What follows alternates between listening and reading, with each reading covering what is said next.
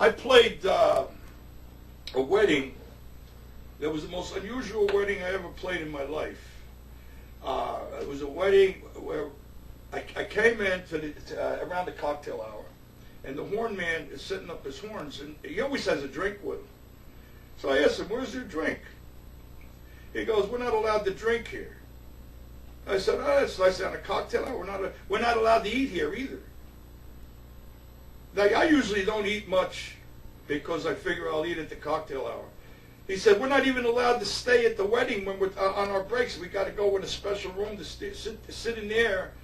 I said, "What is this? What kind of a wedding is this?" He goes, "Well, the bride's father left word that he doesn't want the band to eat or drink or associate with the people." I said, "Why did he hire us?" He goes, "Look, this is the kind of guy he is." So luckily, we all had tuxedos on, but the bass player didn't have a tux, so he came with a suit like everybody else.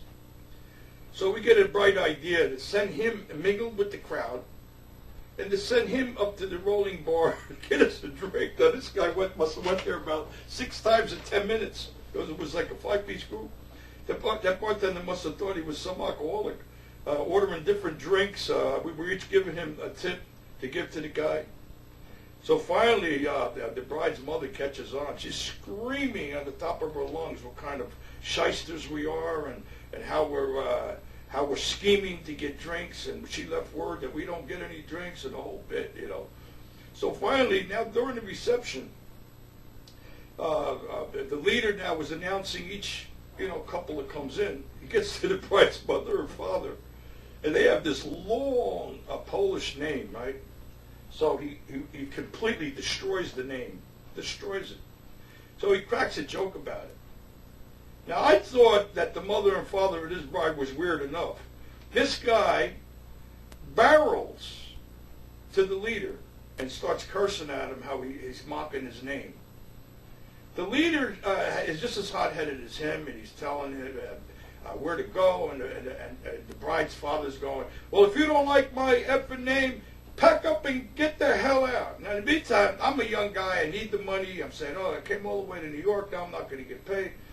And in the meantime, the bride's mother comes over, and she tries to settle things down.